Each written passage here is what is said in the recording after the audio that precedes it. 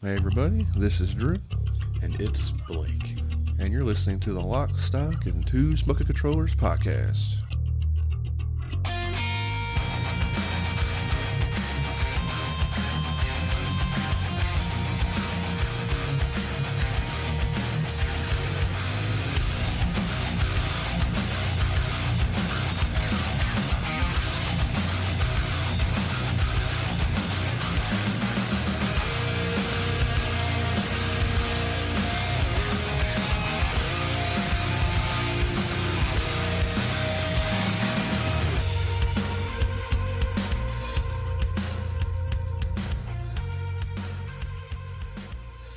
Welcome, everybody, to episode 123, which is kind of bonkers, frankly.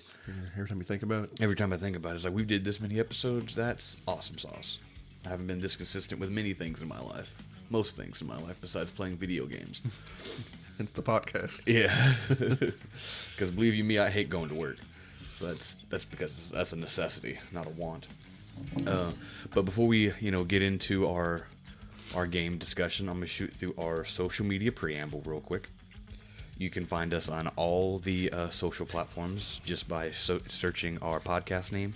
There you can keep track of our comings and goings and comings. But the most important thing is that we like people to tune in to our Twitch streams, which we try to do them most Wednesdays. I think Wednesdays seems to be Wednesday like 9:30 Central Time is usually around when we get on.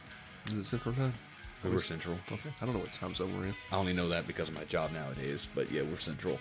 Where we hang out with our podcast editor slash friend slash he's almost back to cousin because I've forgotten why I'm mad at him, so he'll be cousin probably next time. Brian, I forgot his name. But right now we're going through, that's where we do our co-op endeavors. You get a little preview of the upcoming games. We are circling the drain on Dark Souls 2, the first... Scholar of the first edition. Yeah. Well, we finished because all we have is the DLCs now. We finished one of the DLCs, and we were starting the second one, and we'll be going through those hopefully soonish. And then we already have our next game planned after that. So, please come join us. Come hang out. Game drags its heels. It can be sometimes a pimping good time. Mm-hmm. Sometimes, and when we're not being frustrated by awful puzzles. Yeah, awful level design. That's one of the worst. Without a doubt, Dark Souls 2 has the worst level design in the franchise, in the series, it's all of Souls games. It's not Hideki Miyazaki. Man, we know. Yeah. Some folks know, some folks don't. But still, yeah. Please come check us out on that at twitch.tv/2 smoking controllers, and the 2 is spelled out.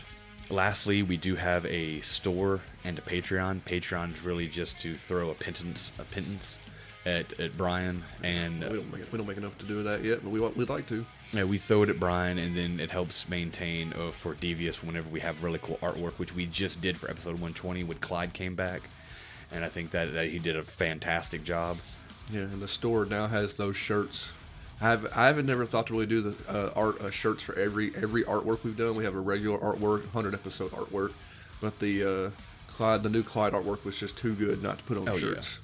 At the very least, we should probably put the guest ones up there. For them, at the very least. Yeah, maybe, yeah. I should go back and look at it again. But yeah, please check us out, support them. Yeah. Mainly Devious and Brian, not us. New Patreon, of course, new things are... we'd love to somebody come on there and you get the episode early, like you get it today when we're done, and we'd love to be able to chip in or whatever they want to do, or for the naming the episode, because that naming episodes is hard. We could just call it the game name and be done with it, but we like to put something dumb on the end that's never any good. If you want to chip in and name an episode, you'll get credit for that. And currently, right now, Blake is putting out his episodes of his playthrough of RoboCop Rogue City, which will eventually be edited and put on YouTube, but right now we're just releasing it on our Patreon for people like that to watch. Yeah, we'll get. No, I'm not to that episode yet, but like episode 6 or 7 is the one I fell asleep for like 30 minutes on stream because I'm a lazy, fat, sleepy person. Yeah, all that's on the Patreon right now. All the links for everything. I did say we have a store where you can buy the shirts, the beanie, underwear, all this glorious stuff. That's what's in there. Yeah.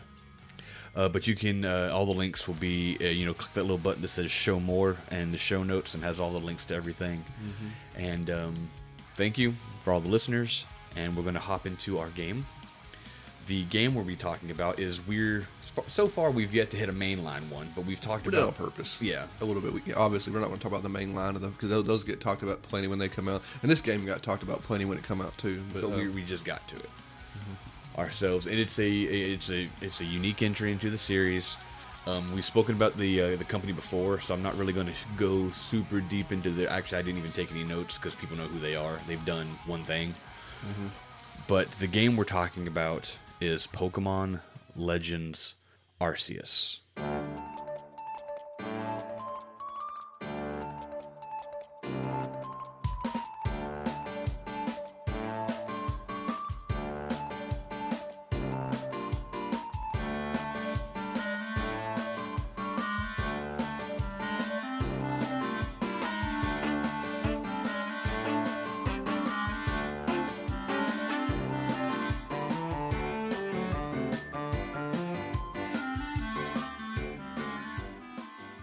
Now, some people want to say it's Arceus. I don't know. That sounds stupid to me. Only the Pokemon, if only the biggest media franchise on the planet would take the effort to put voice acting into their game, we would know. Well, I think there's animes and stuff, but I haven't watched them. But I don't know if it's Arceus or Arceus. Arceus sounds better than Arceus. Yeah, I think Arceus sounds better. But that's neither here nor there. I could go watch the movies, but I'm also really lazy. And I like Pokemon, but sometimes the movies are trying too hard. Yeah, but that's because I don't like Ash, frankly. Well, he just retired. Yeah, so maybe I'll watch him again. Who knows? Heard Hop showed up and shot him in the head. Hop? And then killed himself. I wanted to be number one. Bah, bah. And then they started playing Filters. Hey man, nice shot. Dang, I'd watch that one. That's a very sad thing, but sorry to start on such a dour note. But like I said, it's Pokemon Legends Arceus. It came out January 28th, 2022, which is weird because, well, I guess the mainline was the only ones that come out in like November, but these kind of come out whenever they're ready. And it serves as a... I don't know how to take a picture of the definition because I'd never actually heard it before. It was a... Okay, here you go. It serves as an interquel to Brilliant Diamond and Shining Pearl. Now, interquel is I took the picture of the definition. It's a story that takes place between two previously published or released stories. Basically, you think of it as like Rogue One or Hobbs and Shaw, or Saw X, Saw 10, because it takes place in the franchise, but it's kind of like, it's time signs wherever we want it to be. This is clearly way before. It's way before, but that's kind of that's what it classified it as an interquel. And then I went down a whole rabbit hole for figuring out what different sequels they're called, but we're not going to get into that. It is developed by Game Freak. Of course. Oh, obviously. Who we spoke... The laziest game developer in the industry. Honestly, the more I play Pokemon the more of their games we've played, me and Blake, we talk about it loosely. We don't put them on the podcasters because that's all we'd be doing a Pokemon podcast. But since I hated Sword and Shield so much, we decided to roll back and play through the whole series. One game at a time, once every 6 months or so, we grab another one. And the more Pokemon games you play, the more you realize how lazy. Now, it could be Nintendo's fault in pushing them too hard. But the more you play Pokemon games, the more you realize how lazy and not good most of them are. How they don't. The whole franchise is really lazy. Honestly, yeah. They can still be fun, have cool moments and stuff like that. But man... Whew, is it a lazy franchise, and that's why there's so many ROM hacks and stuff like that. We're not going to get into ROM hacks right now, but that's why there's so much of that stuff, I guess, because people love Pokemon, but really don't as much. The ones who really love it go into the ROM hack scene, I guess, more than that, because the games haven't really grown with the audience. They've stayed the exact same. I don't know. We can have part of this conversation now. That's why Arceus was supposed to be such a breath of fresh air. Yeah. To the franchise, and it kind of I feel like it overcompensates in some areas, and like does really good in some other areas. Like we talk about all the different gameplay stuff and the way it looks and stuff like that. I'm not going to harp on it very long, but the absolute lack of voice acting in this and Sword and Shield, and we haven't played Scarlet and Violet. And Garrett, 110, I bet $1 million Scarlet and Violet ain't got no voice acting because they just, which is, to me, I've said it a million times, it's bonkers that they have the animes based on these games that have the voice actors. Pay those people to do the same thing. Yeah. They will take that money and they will do the work, and your games will be better for it. Well, put it into the contract. You do the anime and the game. Yeah.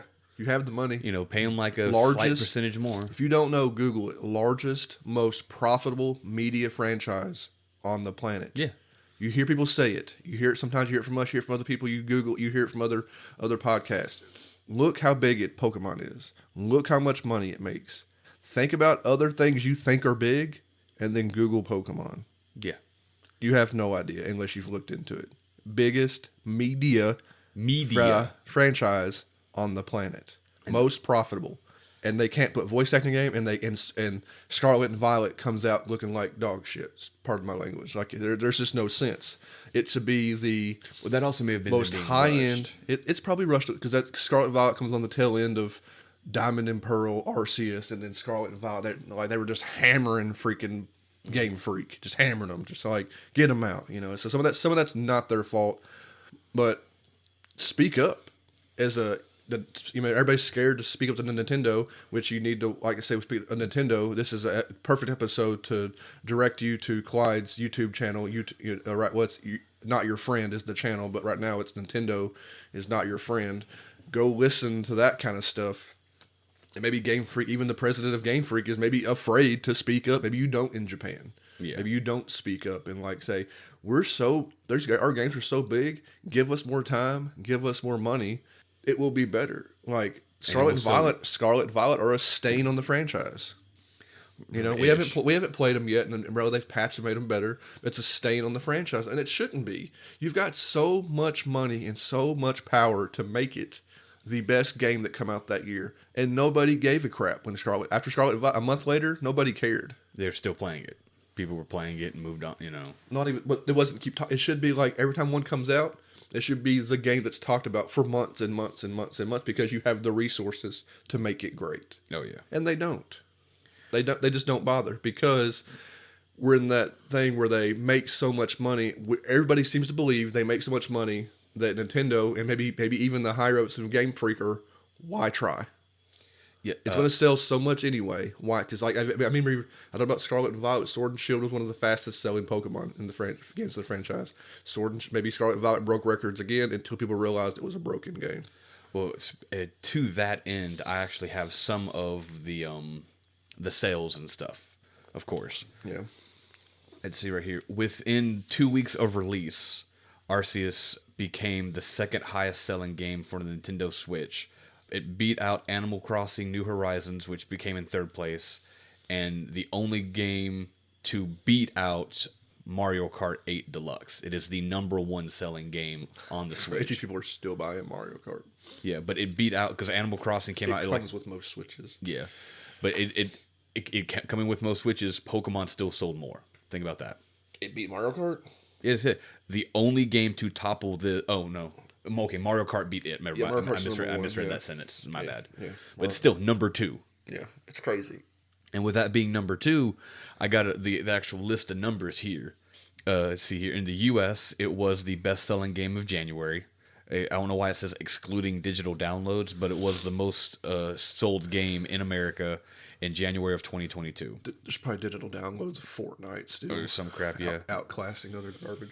And it was the second best-selling game for the following month, which was February, and then it was the 6th best-selling in March, and making it the second most sold game in the first quarter of 2022, only being beaten by Elden Ring. It's a different audience. Yeah. In Japan, it sold 1.42 million physical copies in 3 days. Doesn't sound like a lot. And then, that's a lot. Because it don't sound like a lot by Pokemon standards, but I guess. Well, then here's the total overall. As of March 31st, 2023, the game sold 14.83 million copies. Yeah. And it's crazy how that works. Is 6.5 million of those were sold within the first week of release. That's a lot. Yeah, that's a lot. That's like worldwide and stuff. Yeah. And like they submitted what's that? Almost half of their number in the first week. Yeah, and then after that, everybody wanted it now. Yeah. And then everyone was like, "Oh, I guess I'll play Pokemon." Or people were just like, "Well, there's people who are there's a good chunk of that number who are going to buy it, pre-order every Pokemon game." Yeah. We're kind of sort of there. We waited a long time to play Arceus because we didn't know we were playing other games in the franchise. We kind of dropped Arceus, honestly, into our line of chronology of what we're playing, or releases of what we're playing. We're playing Arceus before we play Scarlet and Violet, basically. Yeah, that's all there is to it. Yeah. It does say that it did outsell. Hold on, right here. Nintendo reported the game sold 6.5 million copies worldwide within its first week of release, outpacing other Nintendo Pokemon titles such as Sword and Shield and Brilliant Diamond and Pearl. So it had better sales in its first week than either of those titles did. But I don't think it's crazy. Sword and Shield should have sold. I'm sure it did. Broke records when it came out. Yeah, I think they ended up Diamond selling and Pearl more. just depends on, because it's remakes. I don't know if remakes ever really do as well as an original would do. Yeah. We haven't played remake Diamond and Pearl yet. We'll get to it eventually, I'm sure. Yeah. But that's just some of the sales. Like, it was stupid. Like, stupid money. And that's just the video game, not... That's $60 a pop, and that's going to always be $50 to $60 because Nintendo refuses to lower their prices. Yeah, they never put anything on sale. Yeah. And that's definitely a Pokemon game. God, no. We waited a long time and got it on GameFly, and then bought it from GameFly with the discounts. Oh, yeah, we cheated GameFly to get the game. But that's not cheating GameFly. That's what the system's for. Fair. Like I said...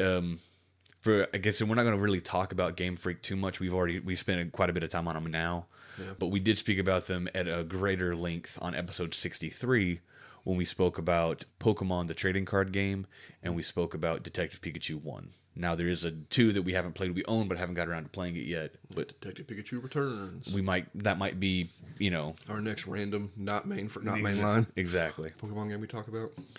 And it is published, of course, by Nintendo and the Pokemon Company, which is now a separate entity than Game Freak, which is weird, but they're a publisher.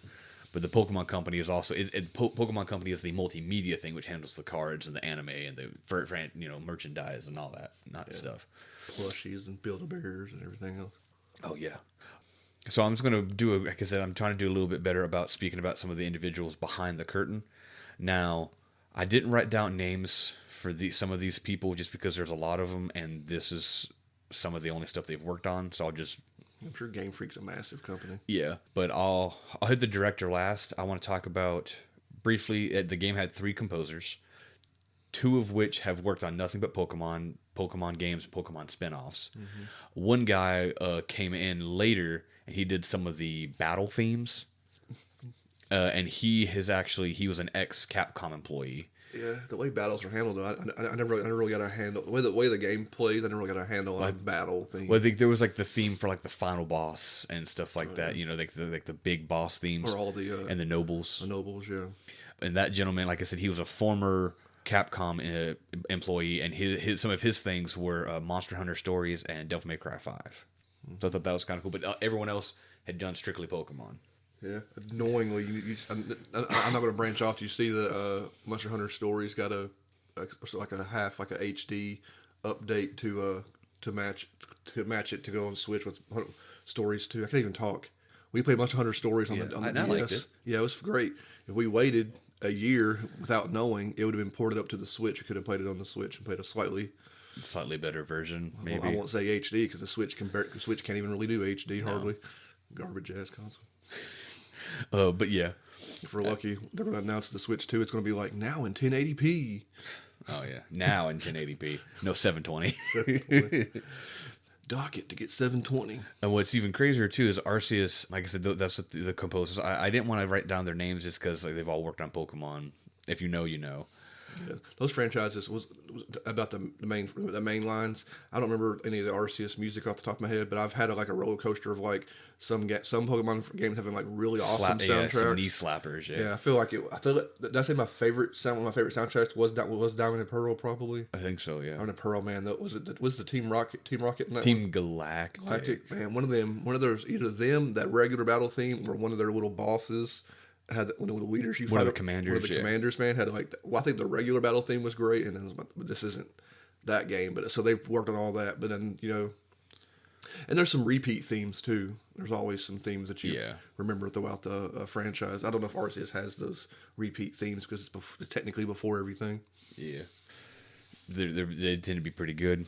Now the game had 7 writers. Jesus Christ! Had 7 writers for a storyline that got on my nerves. Yeah, it made me. Actually, I will say I'll go admit right now. I didn't beat this because I got too tired of playing it. Which I'll do. Blake soldiered through because he loves Pokemon more than me. I'll talk more and more about it, but this is too all over the place for me, and I got too annoyed by the structure of the game, so I dropped it. And then having 7 writers is man. I mean, that means you have no idea what you're doing. Well, because each one did different things. Some people did like just strictly Pokedex. Other people did request dialogue. Some people did the main story and stuff. But so briefly, again, I didn't take down any of their names, but the 7 writers, 4 of the 7, this is the only thing they worked on. Only thing they've written on, rather. Yeah. Because almost every single one of these people had done some sort of work for Pokemon games, whether it be art department, design, maps, so on and so forth. So 4 of them, the only thing they've written on was Arceus. Then there's Arceus. Don't change every time you say it. Arceus. I'm just trying to appease everybody. I'm a people pleaser. You should have looked up all the pronunciations on the internet and said a different one. And just said one like Mandarin, Japanese, Chinese, Indian, Urdu. Just every pronunciation. And a 5th guy, so 4 of them have only worked on this. A 5th guy worked on this, Sword and Shield, and the Let's Go series. Mm-hmm. And then a 6th guy wrote on this and Sword and Shield. Now, I wrote down the main person. This dude's name is Toshinobu Matsumiya. And he has been the main scenario writer for almost every single Pokemon game. He needs to update what he's doing. He didn't write Red, Blue, or Emerald, but he wrote every other Pokemon game. Yeah, it says main scenario. Main scenario falters in every single game. But he has written every single one of them besides Red, Blue, and Emerald. Yeah, I'm saying main scenario falters in every single. I'll say, and I bet it does in this game too. Main scenario falls apart in every single Pokemon game. There was like a few. It'll do one thing, it'll forget it's doing that, it'll do another thing, forget it's doing that, go back to the thing it forgot, and then come back around again, and then like by the end, nothing has any kind of conclusion. You're just like, I guess the credits are rolling. Well, because they want you to. I know you're not. People are like, oh, you'll play Pokemon for the story. Like you freaking idiots. It's a children's game, and I'm just like, I mean, you've been writing this stuff for a long time, and like, and the kids, guess who doesn't care about? Guess who don't care about the story? The kids. Yeah, and I get that. And you want to make like Blake said, this franchise is poorly evolved with its audience. People are still playing. Like we're in our 30s. We played Red and Blue on our Game Boys, driving in the car, holding our Game Boys up to the headlights behind us, playing Pokemon. We've grown up with it. So like you can. If Disney can hire writers to write movies, can afford to write movies that appeal to kids and their parents. Yeah. Nintendo can afford it too. Oh yeah, I'm not saying let's dirty it up, let's make it edgy. It ain't about being dirty. It's about making jokes or writing that's interesting to both. You can make it. It can be done. You have the money and the power and the resources. You have it. The whole point of this is they make it an active choice not to. Well, the other thing too is like the whole point of. Maybe the guy's a great writer. Maybe he wrote other stuff. Maybe he's wrote other great things. There's not a well-written Pokemon game. There is a, what was that dude's name? Tim Rogers. Yeah.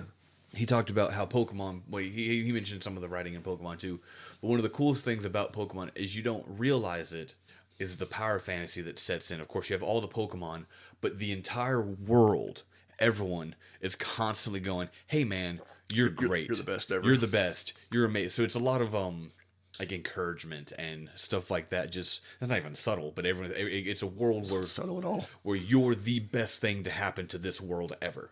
Yeah, you're Pokemon Jesus. Yeah, and so all that stuff, so maybe that's part of it. Arceus does that too. So maybe that's part of it is they want to keep empowering, and if you take away from that, maybe and move it into other people, and make other characters kind of funny, and then it takes away from how cool and awesome your main character is. But I'm like. There's okay inklings of cool storylines. Yeah, there are. In a lot of them. You'll stumble into something that's happening for 2 hours. Yeah. and then it's dropped, or it has no conclusion, or it's just like nothing happens. You're like, stick with it. That'd been kind of cool. Like, I mean, it's back, and we haven't played the remake of Gold and Silver, but like that guy, that thief, and your rival in the beginning of that game who's stealing crap and running around, running from the cops, it's dropped immediately. Yeah. You have one scene of him like running from the Pokemon cops, and it's never talked about ever again. Then he's just a guy standing around battling you. Yeah. I was like, keep that going. Yeah, make him. That's hilarious. He's like the anti-you. It could have been like a running from the cops the whole freaking game. And I think one other time he like, this dude knocked me down and took my Pokemon. That happens like one other time. Whole game, have him stealing from people the whole freaking game. Yeah, this guy have his team change because he's mad for losing to you, and he keeps knocking kids down and taking their freaking Pokemon. Stick with it. But it might be too dark. Yeah, there's a whole what is it Black and White where there's all these the sages or some crap. Oh yeah, you don't even fight them. No, you talk to him. You talk to all of them, and then then the game just ends. Like they forgot about them all, and there's like a post game where like talk to this cop to go arrest him. I guess sometimes. Yeah. I was like, why'd you even create him? Yeah. What's the point? It's a little weak sauce. Don't build up this whole organization of sages, and you don't battle any of them. No, even when you find him in the post game, you just chit chat with him, and the cop shows up and takes him away. You don't have like some sort of epic battle with him. It makes no sense. I mean, I can go on and on about this. We got to talk about Arceus. But like, I just wanted to bring him up that he is the main scenario writer. Yeah, I'm sure he wrote Scarlet and Violet. He wrote everything. I'm sure he's written everything besides Red, Blue, and Emerald, mainline anyway.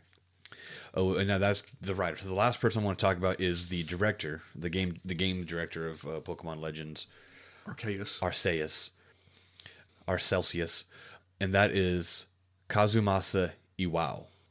And he has done this. He did Ultra Sun, Ultra Moon, and that's it. He was the director for those. Ultra Sun, Ultra Moon, and this. But he has been in Pokemon, and he was the map designer for X and Y, Black and White, and the Alpha Sapphire and Omega Ruby. Mm-hmm. We'll talk about, we have a bit of conversation off podcast about the map design and what Pokemon games tend to do and what Arceus throws out the window. Yeah, it's part of my problem with Arceus is it throws out that kind of thing, and I worry about Scarlet and Violet being too open as well. But the other thing, because he's been in Pokemon for a while, he's also been a game designer. Now, what that entails, I don't really know, just as designer. But he did help design Black and White, and then 1 and 2 Black and White, as well as Sun and Moon, Sword and Shield, and the free-to-play gacha game Pokemon Masters you can get on iPhone and Apple. Never heard of it. I looked at it. It was cool for a little bit. I'm just like, nah. Clearly overshadowed by Go. It probably should have been shut down. Nothing's gonna. I think it's still active. I mean, there's like 2 or 3. There's a lot of different Pokemon ones that are out there, but still, there's like that one. What do you call it? Like League of Legends, whatever that battle system is. RTS, not RTS. If you didn't ask me, I would know. But there's one like that, and it's like Switch. Yeah, there's a Pokemon one like that, and then there's this Masters one and then there's a bunch. They just keep putting them out, and they're like, well, it's going to make money. Yeah, because a real Pokemon fan has them all on his phone and uses his stamina, and this one uses stamina, and this one uses stamina, and this one, and then he reads back because he just knows it gets off his phone or her phone, or their phone, because Pokemon loves everybody. But yeah, with that being said, like I said, we wanted to bring some, shine a light on some of the individuals that were behind the curtain. A couple of months after the release of the game, I think this happened in like October, there was a free update called the Daybreak update, and it offered a couple of different Unite's that one I was talking about. You actually that one's kind of cool because I did play. You play as the Pokemon and you tackle 5-on-5 battles. Yeah, a little arena. It's kind of cool. I did play it for a little while when I would be at work on break and stuff. I imagine it's like all games of that particular genre. That game is probably too vicious online. Oh yeah, but there's also the whole thing you can't communicate with anybody online. The most you can do is like an emote to go this way or go that way. But anyway, Daybreak was a free update that they put out shortly thereafter. It came with 8 new requests, which are the side quests in the game. They're on the bulletin boards. It also made this thing called the Ginkgo Guild, which they're these traveling merchants, and they offer these special deals, which give you exclusive items. They offer you stones or the items that you trade to evolve Pokemon and so on and so forth. And it was just one deal at a time. The update bumped it to where they had 3 deals available at any given time. And then it also offered the mass outbreaks, which your game will tell you, and people in town will tell you. It's like, hey, there's a mass outbreak going on in such and such region, and you pan your camera over there, and there's like a mass outbreak of Bidoof or a mass outbreak of some rare just they've had outbreaks before in Pokemon where a usually rare Pokemon is having a field day, and you just go there and you catch a bunch. Look at that Pokemon Masters thing, the screenshot of it. It looks better than the most recent game. Like graphically. Well, because it takes place in a small arena. In a small arena, yeah. That's cool because I did play, because as you play through not Masters, but Unite. It says you just team up with famous trainers. Yeah. So battle. They're both of them are. I mean, I've played both of them, but for a little bit, because it's a gacha game, and I'm not spending money on a free to play game, especially for a game that's one of the big. I'm sure those monies contribute to them being one of the highest multimedia franchises in existence. But that being said, we're going to talk about the game now. So, Pokemon Legends is the only title in the Pokemon franchise to have a action attached to it, because most of them have always been called role-playing, but it's an action role-playing. It's the only one that have that subtitle as a part of its subgenre. It still maintains a lot of the core concepts of you still capture Pokemon, you still battle Pokemon, you still... So you know, according to some data gathering thing, Pokemon Masters has generated $335.7 million in gross revenue over the past 5 years. Far behind goes $8 billion. I can believe it. $8 billion. Billion. And Unite 883 million. Yeah. And these generate money constantly. Oh, constantly. So... Constantly. Just so you know. But see, do you want to talk about it now, Drew? Because what's that? Well, briefly, how the story starts is you're someone in the modern day. Yeah, and you're just sucked into a portal. You're sucked through a tear in space time. Yeah. And Arceus goes, "Hey man, let me update your cell phone." And he gives you an Arceus phone, and then you're just taken back to feudal era Pokemon. What's the region? It's the Diamond and Pearl region, ain't it? It's the Diamond and Pearl region, but it's changed. It's called the Highsway. Highsway region, where it's like feudal era Japan or feudal era Pokemon. And it's literally the Pokeballs have just been invented. The Pokedex has never been filled out, and they're working on it. And basically, it starts your story as a guy everybody hates. Yeah, a guy and everybody hates and doesn't trust until you become a master at Pokemon. Apparently, you don't know. Nobody trusts you because you fall out of the sky. I don't know what the big. I don't know why they're fall out of the sky racist for. I don't know, man. I don't know either. If someone fell out of the sky nowadays, they'd probably be worshipped. Like, oh my god, what is this dude? But it starts with a stand-up hubbub where you come in, like they don't trust you. They're like, oh, well, let's test you out. You'll be one of our explorer teams, and then you get a Pokemon. You start kicking butt, and the game it does follow. You get 3 starters. But the starters span across all the way up to the 8th gen. And your starters are, oh my god. It's Cyndaquil, the fire type, Rowlet, the grass type, and then Oshawott. Yeah, Oshawott, the water type. Yeah, I did Cyndaquil because I never used him before. Yeah.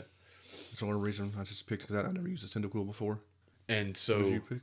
I picked Oshawott. Oshawott, yeah. So the game does a cool... Like these things that have been becoming slightly more popular now is you have region variants. Yeah.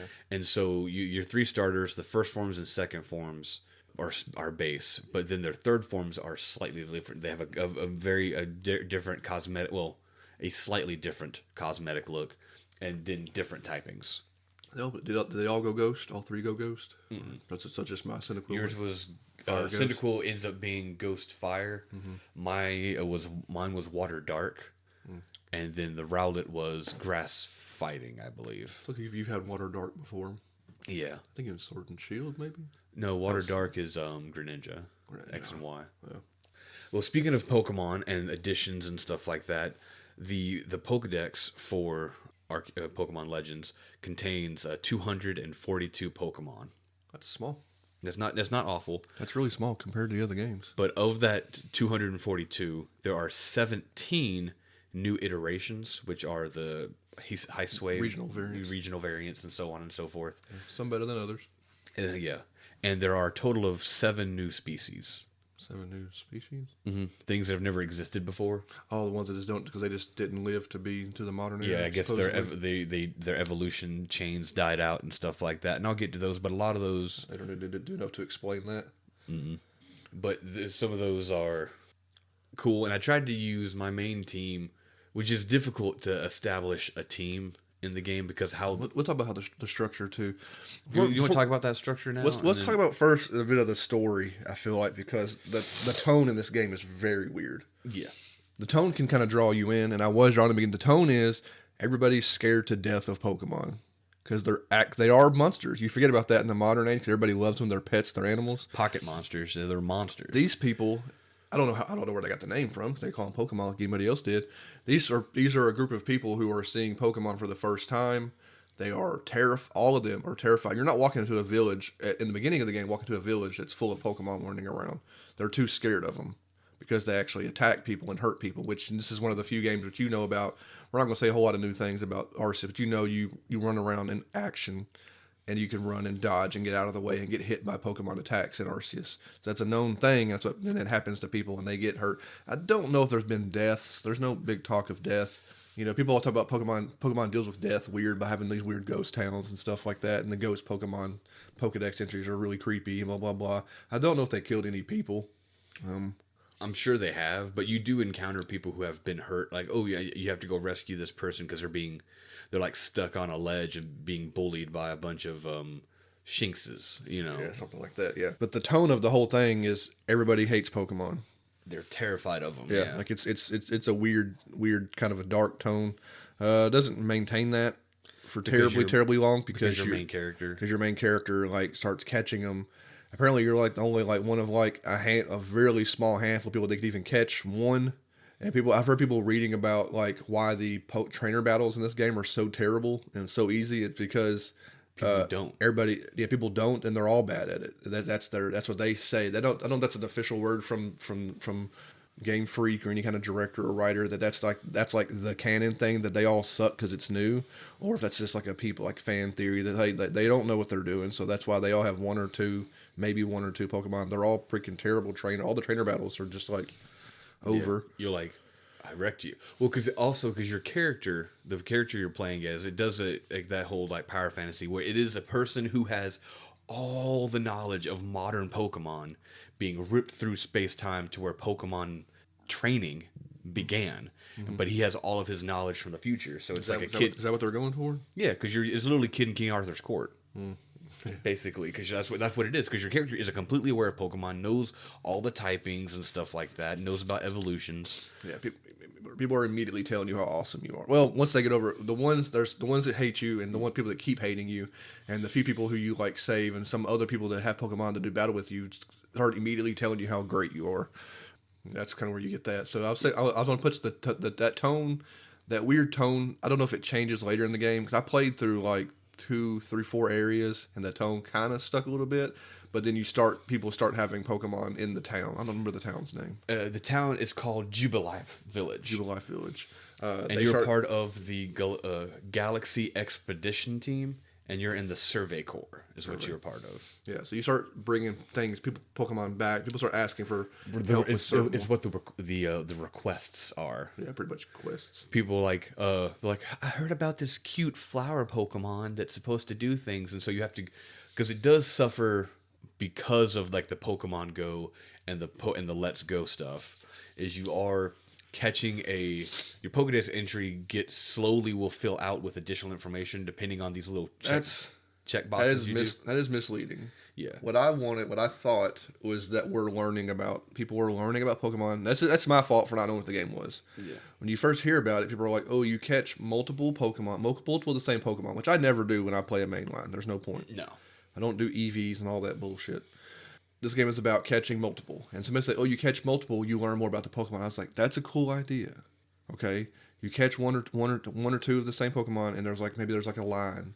Like, this Pokemon, this is whatever type. Yeah. You know, and you catch one or two more, and like, oh, it does this. Its favorite move is this, and it loves berries or something. Yeah, or something like that. Or then but then you catch 5 or 6. It gives you a reason. No, you catch one, and the Pokedex entry fills out. Okay, and then you catch another one, and then like you said, oh, it might like to eat a berry. It gives you additional information. But like not like interesting stuff. Like I thought they would be learning about. I wanted to like have new lines of an entry of a Pokedex to know more about what that Pokemon does, its maybe mannerisms. I wanted data to gather data from wasting my time catching multiple of the same freaking Pokemon, and it turned out to be just a waste. Just a complete waste of time. Yeah, a lot of it. I mean, I did do it. I did. Yeah, I did for a while. You kind of then you're stuck going and releasing all the 10 copies of the same freaking Pokemon you have. That's why I say it does the Pokemon Go thing, and not really the Let's Go thing, because I don't think you get anything for releasing stuff in Let's Go. But in the Pokemon Go thing, you do once you go back to town to your farm or whatever it is, your training bay, is you start releasing your alternates or whatever, and then the person gives you these little like permanent stat boosting items, these grits and gravels and stones, and so you can still not interesting enough to warrant the time it takes to release 50 freaking Pokemon. Well, I think as amazing as Pokemon Go is for having bolstered even more people to love Pokemon, its influence has, I feel, negatively. On the main lines. Because everyone's like, ooh, catch a bunch of Pokemon now. And then the transferring them and the releasing them for the stat boosting items, the power candies. And I'm just like, I hate that mechanic so much. It's irksome. Yeah. Because, like, the whole point of Pokemon, like, I mean, it's to create your own adventure. Some people like, all the different play styles and stuff, but I don't see a point in catching 15 of a Pokemon. And then Arceus had the chance to give you a reason to. And it sort of did, but it didn't hold its end up very well. No, I was immediately disappointed on the first little. What are the little lightning things you catch? Again, that's one of the first things. Shinx. Shinx or the little birds. I was like, I caught like 2 or 3 and looked at the Pokedex, and I was like, oh, this ain't doing anything. Yeah, this is a checklist to make you waste your freaking time.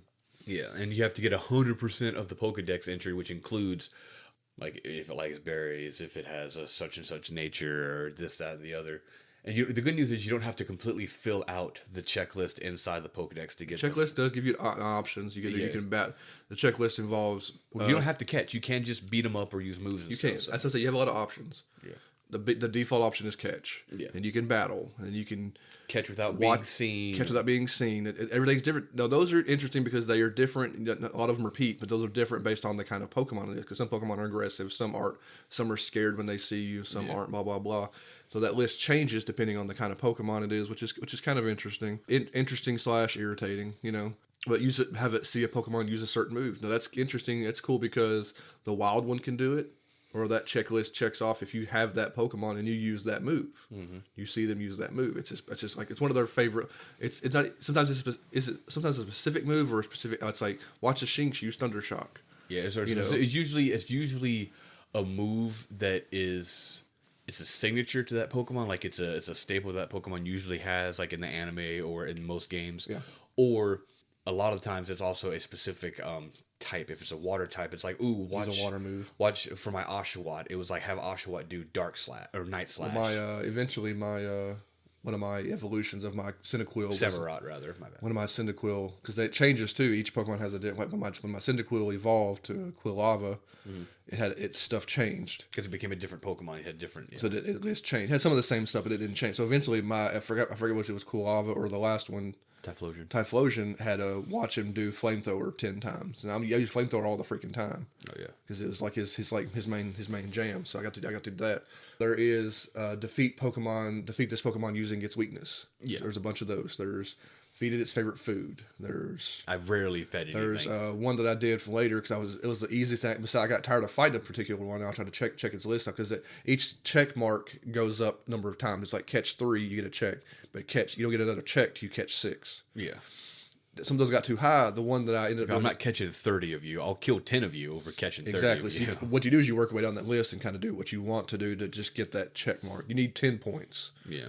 To whatever. One that I ended up doing event later was like stunning, where you throw the little firecrackers out and they go and you stun 3 times. You get a check mark.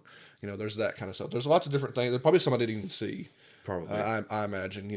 I mean, there's some I didn't see. I'm sure because, like I said, the entire Pokedex is 242. Yeah. I looked at my stats a little bit ago. My Pokedex was seen 198, and caught 185. You barely dabbled. Yeah. I beat the main game. I didn't do post game. Mm-hmm. I still have the game installed and all that stuff on my Switch, and I might get back to it eventually, but you don't ever do post game in I rarely do post games just because it's just like, here, catch more stuff, or here's the national decks, catch everything. I'm just like, no thanks. And most of the stuff they tack on is annoying or ultimately weird battle towers where you don't use your team. Yeah. But anyway, as the world goes on and you start to do these requests for folk, you actually start maintaining. And I do like that because I've said it before. I'll say it again.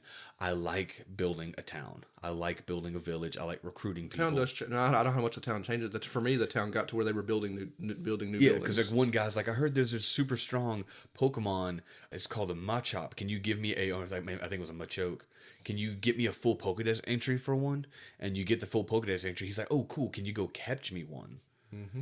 And you catch him one, and then like you come back, you go on an expedition, and you come back, and now that dude's friendly with the Machop or Machoke, and he's using it to help build houses faster for the village and grow the village. Mm-hmm. And then there's a farmer that you meet early on.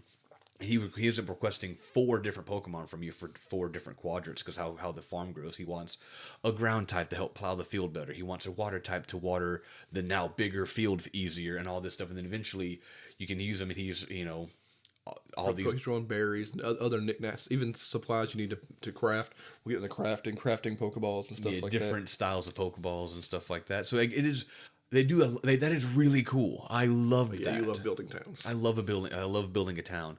And I want to talk about it too while it's still fresh. Is you spoke about battle and using specific moves. Mm-hmm. This thing does an amazingly cool thing, and it's the first time I've seen it done in a Pokemon game where your Pokemon doesn't forget moves. You can go back into your Pokemon stats, and just click moves, and swap them out, and just swap out whatever you want. Yeah, so that's cool, but it also like it leads you to like why can you only bring 4 into battle if he knows them all? Yeah, but I do appreciate you can just swap out whenever you need to swap in something else. You didn't even know the game don't even. But you have to be outside combat. Yeah, the game don't even tell you that's there. No, I figured out by accident that you could even do. Me too. Because I was like, because what it was, because it doesn't do the standard thing in a Pokemon game where like after combat you get a bunch of experience. And it's like, someone leveled up. They learn to move, and you go and they're like, okay, yeah. Where's the move? Because it happened to me because you have a trainer who can teach moves to your Pokemon. Yeah. And I wanted to teach one of my guys. Because I don't use those stat dropping items. I don't use Screech. I don't use Growl because I'm a noob or whatever. I don't have I don't use Sand Attack. We're basically overtrained and one hit kill things. Yeah, I all my moves better be doing damage. We're basic attack first. Yeah, trainers. I'm not some sort of like. Let me. One of the strategies that I've seen people do is like, let me have my Cloyster use Toxic and then Clamp. And they'll just take the person's clamped so they can't move, so they take toxic and clamp damage, and then they die and it makes the. I'm like, I just want to hit one time and be done. I'm not trying to be fancy or throwing a bunch of stealth rocks and crap. I'm not doing that nonsense because that's what people do when you go against real people. I'm just trying to have fun. But it does, like, once I bought a move because I wanted my Pokemon to have an attacking move, and I was like, where's the move at? Yeah. What? Huh? It's not on my. And I ended up. Let's talk about the sheer amount of buttons that you need to press to play this game. Yeah, I never hit the right button. Cluster F of buttons. The control, because it tries to do so much, and good on you if you hit the right button. You want to hit every single time. I rarely hit even turning it on just now. I hit like 4 wrong buttons to get to my Pokedex and get to my. So imagine trying to get to the. Discover there's even a menu to swap out your moves. It's in there. It's basically, it's like a regular Pokemon game. You go to summary and moves, and then you're like, oh, and it's like swap. Swap. And then I had like 15 moves I didn't know I had. Yeah. And I was like, well, I wasted money buying that other move. Jeez. Mm-hmm. But like, I think that is really cool. That needs to come back. I think it might be in Scarlet and Violet. I don't know for sure, but I think it might be. Scarlet and Violet's technically the first game to come out after Arceus, isn't it? I think so, yeah. So I wonder what things it could have brought from Arceus. Besides that, it does have a different battle technique. These battle styles where you have strong style and agile style. And agile style basically can turn any move into a priority, but it uses 2 PP, and strong doubles the strength of it, but then doubles the amount of PP that it takes. Yeah. Usage. And I guess do you always go second? Strong. He was the only time I did them was when I had to do like there was a Pokemon Evolution Condition. There's one of the new Pokemon has Evolution Condition was use this specific move 20 times in Agile. It's the only time I ever bothered doing any one of the styles. That's the Stantler's Evolution Weird Ear. Yeah. Which is pretty cool. I did end up using him on my main team near the end. But whatever. They always got to have some sort of new gimmick, and if I have to pick between strong and agile style versus like Gigantamaxing, I think I like that better because Gigantamaxing is just dumb. That sucks. I don't know what the gimmick is in Scarlet and Violet, but it's a Terra crystallization. Is where you like. I have no idea. I don't fully understand it, but like, you like Terra version, and then you can make your Onyx instead of a rock ground to be a rock water for that fight. You can change it's something like that. I need to play it. We more. haven't played it yet. Yeah, but you can crystallization. I think is what it's called. We should roll back a little bit, maybe if I can say about how the game. I think this game looked really good. It looked just fine. It got a lot of hate early on, but we are playing like the best updated version of it too. It's not like they updated the graphics, but it's just like this game looks fine. Yeah, and had good what's the term? Draw for how big some of the maps are. Yeah. For sure. Because you got to fly. I didn't get to the fly. Yeah, because you get. Like a lot of the HM stuff that happens in all Pokemon games, but they took a book out of Sun and Moon where you have and Sword and Shield did it too, where you summon Pokemon and you use them for traversal and exploration. You got Weird Ear that lets you kind of run faster because you don't get a bike, but you get a Weird Ear. So I guess bikes didn't exist yet, but you get a Weird Ear to help kind of hop across ground. The only one I hated using was Ursaluna, which was like the sniffing for items. I didn't understand the mechanic. I hated you. I only used it for certain requests. It was like, you have to sniff out this item. I'm like, you know what I'm going to do? How do you do this quest? Google where the item is. Google where the quest was, and then look at the map, and then just go there. I hated it. And once I got there, I could figure it out, but I was just sniffing. It's an item detector Pokemon. I hated using it, so I never did. But then you get a high sway Basculegion or Basculegion. It's the large version. It's a region variant of an old Pokemon that lets you swim through the ocean. That was pretty cool. Yeah, and he could jump really high. Yeah, what's cool about it, but I didn't do the flying. You can tell me about the flying one too. So they do the transitions. Like you can be running with Weird Ear, jump into the water, and the game seems to automatically swap to the fish. And then the fish, you jump on the land, it automatically swaps like on the like quick swaps to the Weird Ear. And I don't know if you're running with Weird Ear and you jump off a mountain if it hot swaps to your flyer. No, I have to click the button, but the button pops up real big. Because besides, again, that traversal stuff is done pretty well. All the traversal stuff is really cool with all the Pokemon because you have, was it Weird Ear, Ursaluna, Basculegion, and then you get Sneasler, which is again a region variant of Sneasel. It's an ice fighting type, and because Diamond and Pearl is the only Pokemon to ever use this HM but rock climb, is your Sneasler lets you climb walls, climb mountains and stuff like that. The fish was the last one I did. But that one's kind of funny because you can ride them all. Like the Weird Ear has a saddle, so does the Ursaluna, and the Basculegion's got like a saddle. But for the Sneasler, there's just like a wicker basket, and you just go in the basket, and all you can see is your character's eyes looking out the back, and he just carries you everywhere. And the last thing is the Bravia.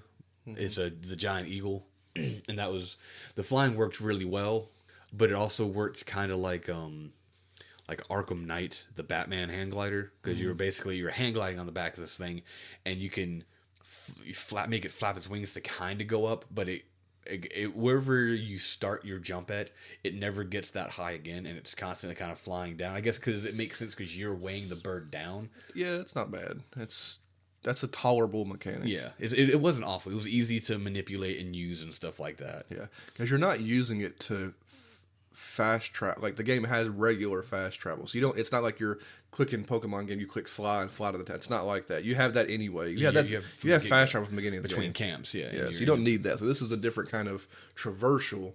So it makes sense for it to work that way. Yeah, so it's kind of cool. It lets you let me jump off this big cliff. And it's way better than not being able to fly in that game. Oh yeah, and so I did really I did like exploring each area. We talk about that. So There's like 5 different regions. All have So it's very open. Cool things. It looks cool. Like I told back when I was just like, I'm not having fun with this because of the kind of open-ended nature of the game.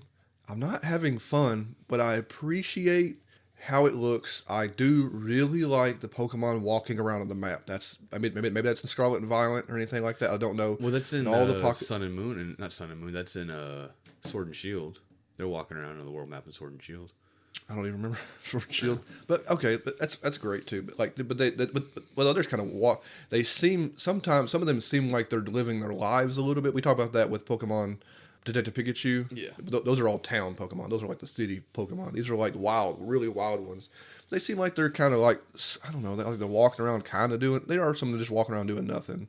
But it just seems like when you move from part to part, there's a different kind of Pokemon here. There's a group of him hanging out. And you go over here and there's a different kind of group. And over here and there's water. There's like the cool thing was like actually seeing the fish Pokemon in the river. Yeah. That's cool. I enjoyed that aspect of it.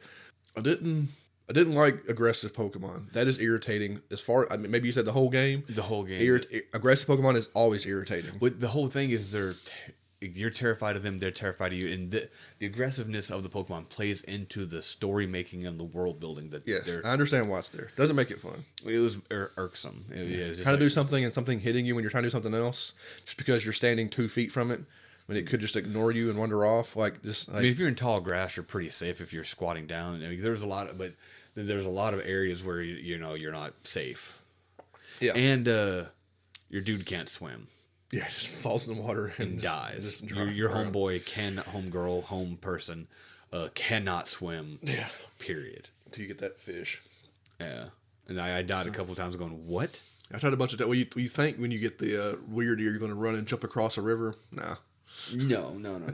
Just you both drown. I was trying to jump as far as I could, land in the water, and maybe kick myself to the other side. No, your guy don't swim; he just drowns immediately. Yeah, within seconds. There's no kicking yourself to the other side, paddling. You don't get no paddle time. And besides, I could semi understand because one of the other game mechanics, which is they're kind of Gigantamax, is you have the Alpha Pokemon, which is it wouldn't even. I mean, they were terrifying because when I wish it wasn't just a big thing. It's just I wish they had like a. You want to do? We have regional variants. We have unique species. Make alphas look different. Well, they do look different. They're bigger. But bigger ain't different. Like bigger is just like, oh, it's a little bigger. They're bigger with the glowy red eyes. But one of the cool things is, which I actually ended up doing for a few of my region variants that I used, is you can catch an alpha Pokemon, and it keeps its size and glowing red eyes, and you can use it in battle. That boosted stats, too. Yeah. So I did have some of those. I used a Hisuian Gudra. You think in the beginning of the game, but it's maybe not true. Alphas are incredibly common.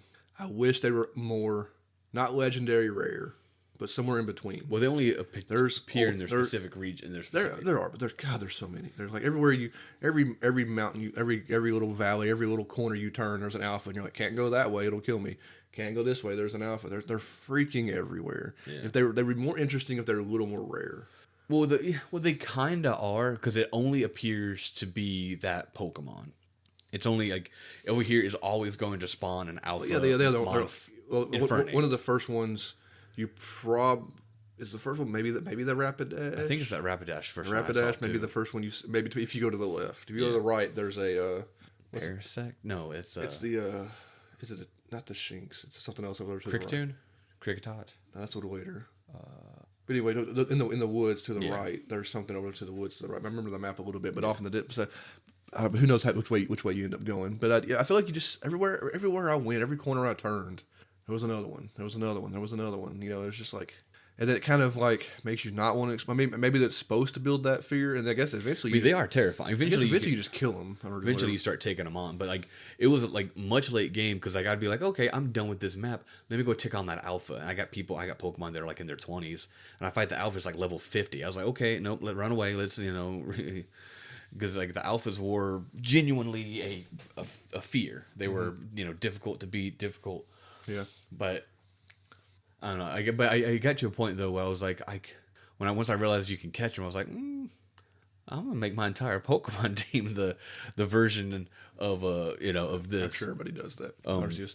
So talk about fighting stuff. The combat thing's done pretty cool. I like trainer battles aren't interesting. No, but like the way but they're not even that common either. It's like they're really not. There's like less than 10 in the entire game. Yeah, combat's cool. It to me it seemed like it is turn based. It's turn based. Early on, it seemed like to me like if you didn't hit a button quick enough, the wild Pokemon would just attack again. But maybe I'm wrong. Maybe I don't know. Maybe you can just you just sit still. I don't know. I never really just sat still usually. Some you like walk. Cause you can walk around in combat, which is pointless. Pointless and cool, but you can also kind of mess up if you're like not paying attention. You're like, okay, cool, combat starts. I'm gonna tell my Pokemon to do this. If you're not paying attention where you're standing, you can get hit with your own move, and you can get hit with the enemy. You can take damage from Pokemon moves. You can. Yeah, well, not damage. You get like however many hits you get, and then you white out. Yeah, then you white out, So and then 2 you or lose 3 like or half 4. of your inventory and money and stuff. Yeah, it happened to me like one time. Not from in a Pokemon battle, getting attacked outside. Yeah. It's cool. Like it looks neat. The menus look fine, and the way they kind of just move around. And then like, actually, because I come from, I don't know. We're gonna replay Sword and Shield eventually. I hated that game, but we'll see on this. But like this game looks really cool in combat. Like we come from like the last one we played was Sun and Moon. Sun and Moon is the last one we did. So we jumped from Sun and Moon to Arceus. Is that right? Don't sound right, but that's probably right. I think so. You go from Because it goes from Sun and Moon to Sword and Shield. Oh yeah. So but anyway, we would have. So we didn't. We didn't do Sword. We didn't do Sword and Shield. But anyway, on the replay through. So you go from those way combat looks in that game, which is fine. Like all the freaking people forget like how cool sometimes it is to jump to that franchise graphically and watch them change how the games look. Seeing these Pokemon will kind of walk around and then like do their moves looks really cool. Yeah. Like I like my favorite looking thing. I had a what's the balloon Pokemon had a really cool Drifloon. Had the Evolver had like a really cool one of its psychic moves looked really cool. Drifblim, the Evolver. Yeah, so it did that. It looked really cool. My Typhlosion's flamethrower looked really cool. They all looked really cool. They were those like blue and yellow and then red as it come out. It looked really cool. I didn't see a whole lot of moves in the game. Even Quick Attack looks really cool. Like they did a pretty good job making crap. The battle animations. The battle animations look really cool, and it's cool to be like standing there watching it play. It's not getting hit. Yeah, standing out of the way. My Samurai did like a really. I mean, we're kind of jumping around, but like before you even initiate combat, sometimes you can bring your Pokeball menu up. You can throw lots of things, Pokeballs, berries, all this crap. You can just throw Pokeballs. You have to kind of aim a little bit. It has a kind of a soft lock, and then you can you have an arc. An arc of it. So sometimes you get an arc a little higher, and you can just catch Pokemon with Pokeballs. It has all the balls. Well, yeah. Well, I don't think they're called Ultra Balls and Great Ball. Oh no, they're Ultra Balls and Great Balls. But then you have Sky Balls, Heavy Balls. Then you have Feather Balls, which is an upgraded version of the Sky Ball, and the Leaden Ball, which is an upgraded version of the Heavy Ball. And then you had some slightly, lots of every Pokemon game has ball variants. But the thing is, outside before you get into a battle, you can just avoid. You can't avoid battle the whole game. Maybe you can. I bet somebody's done a playthrough where they didn't fight a freak. Well, you got to fight. You got to fight the cat. Well, no, you don't. You have to fight, but I wonder how far somebody's gone without fighting, initiating combat in that game. There's just catching because you can just catch stuff, which is you said it starts off kind of cool and it's kind of interesting. Sometimes you can just catch something, throw a Pokeball, boom. The capture pop is fun. The capture pop, I enjoyed that every time it happened. Yeah, it goes, boom, and shoots a little star. It goes poof. Nice, like that's a good sound design. It feels good when you go pop. The little firework that shoots off is really very cool. Nice. They did a good job on that. You can do that. You could just run into. I don't think you can just run into a Pokemon. It'll start attacking you. So what you normally want to do is you switch to your. No, because you have to throw your. You switch to your Pokemon and you can do surprise catching and you can do surprise battle by getting behind a Pokemon and throwing your Pokeball into the back of that Pokemon's head, and your Pokemon comes out and starts combat. You get a surprise or a preemptive strike, basically. Yeah. Like so RP. that's kind of cool. It handles all that stuff really well. What threw me was the looseness. The game's very loose. You're like, well, just pick a quest and do a quest. I know, but like, it's just not. It's just because it wants you to structure. There's not enough structure for me. We talk about the design. I don't know about you so much. I like having the route and the adventure of the route. Yeah, I like me too. And that's maybe like, oh, you want them to change. You want them to evolve. I do kind of want them to evolve. What I want is better writing, or to stick with the side plot and not leave it alone. But if you want to follow a route to these towns and do it a certain way, that's great. There's no routes. There's no every area has name. They name little sections of the map.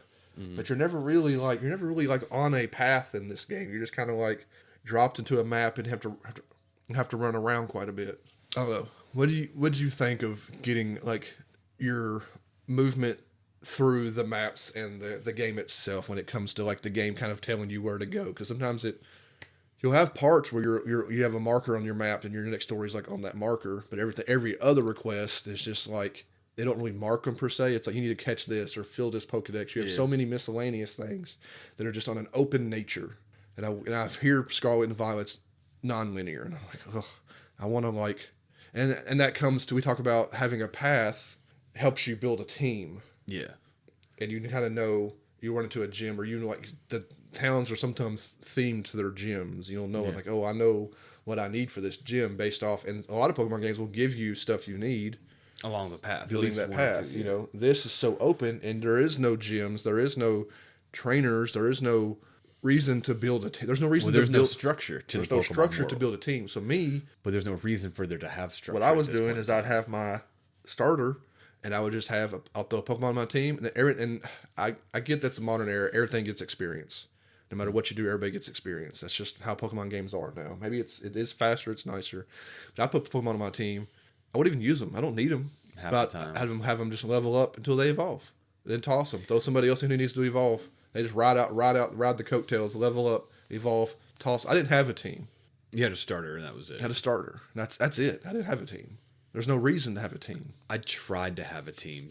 But there's no structure to have a team. Yeah, so I don't know, like... Because even the what do you call the big fights? Nobles. The nobles are not Pokemon battles. I mean, ish. Yes, we'll talk about it in a second. But so what do you think of the movement of the game, the lack of structure, and trying to build a team? What are your thoughts on that? So, like you, as soon as the game started, I was catching Pokemon left and right, and I was like, should I build a team? Do I need one? I wasn't sure. So I did my best to play Pokemon like I normally do. I was like, all right, I got a team, and I'm like, well, I already know what Pokemon I'm not going to use. So let me just level them up, get them evolved, and throw them in the farm, in the box. And this didn't have a box, but in the farm, and never use them again. It's basically the box. Yeah, it works just like a computer box. And just constantly kind of go through the motions, because early on, you got your stuff. You got your Bidoof, you got your Shinx, you got your Pidgey, your Sparrow. No, this was it.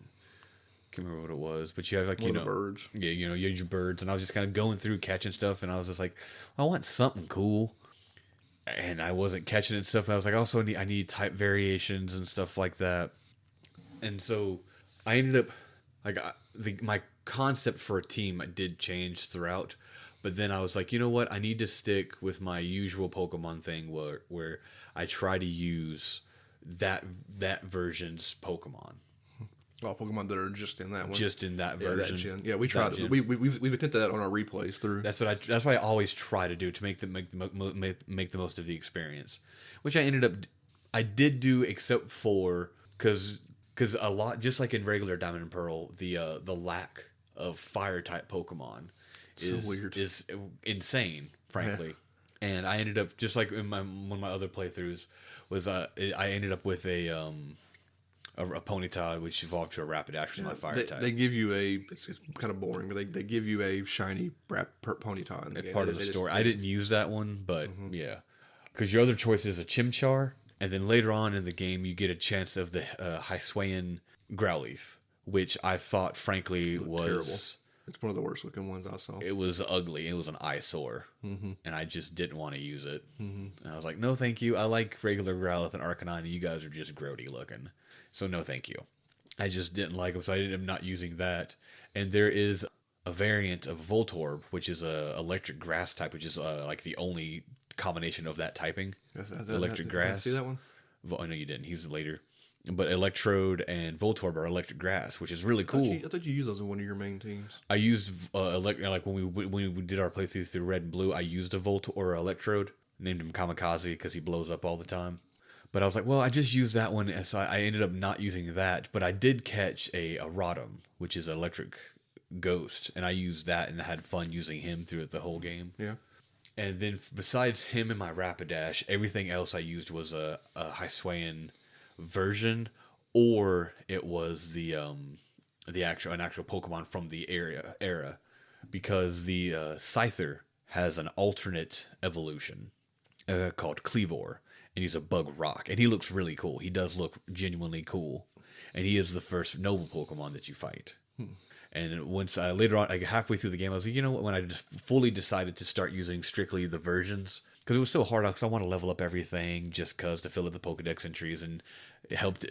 What game we played recently, was it Sun and Moon, that had the best Pokedex? Oh, Sun and Moon, hands down, has the best Pokedex. The most fun Pokedex most to load. Fun, yeah.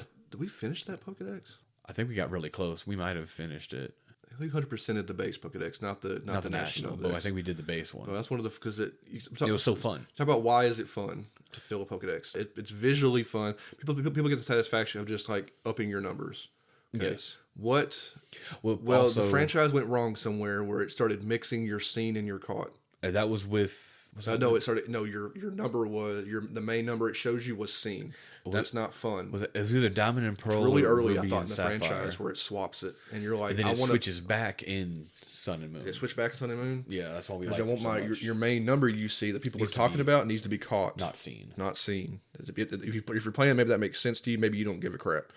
But visually, it pops in Sun and Moon. The way the Pokedex flashes up and little balls come in and like everything, that made it. You need that. I like that. There's not that in Arceus. No. There's even not. I don't know if there's even a pop up for a Pokedex update. No, because you don't get it's not Pokedex, digital. Pokedex doesn't exist. Yeah, you're like writing it down. You're handwriting it, and you have to turn in all your information to Professor Laventon, and then he gives you a big update to your Pokedex. Because you actually stockpile your Pokedex entries.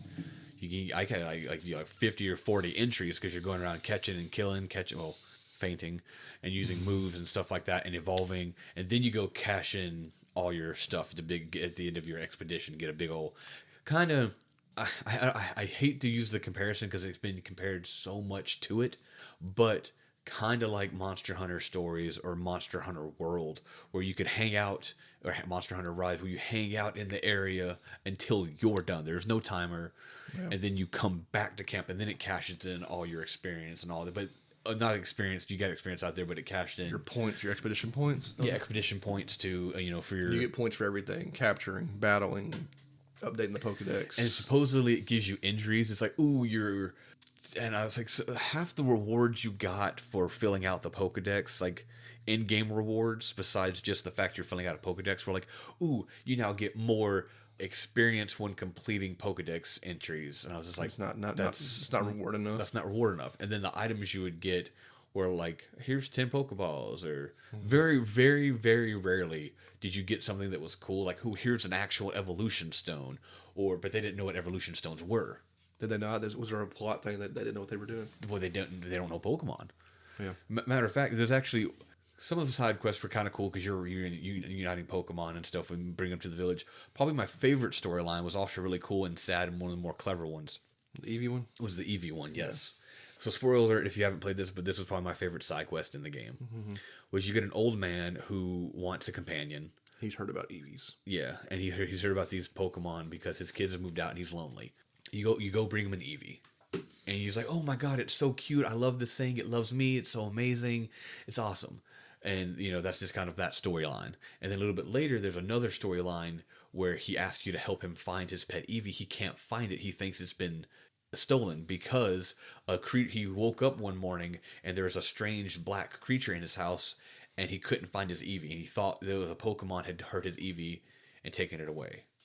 And then you kind of you run around the village and you find out he had attacked this creature and scared it off and this, that, and the other. And it culminates to you running around the village and you find an Umbreon, which, for those who don't know, it is an evolution of Eevee at nighttime when it's filled with love. Mm-hmm.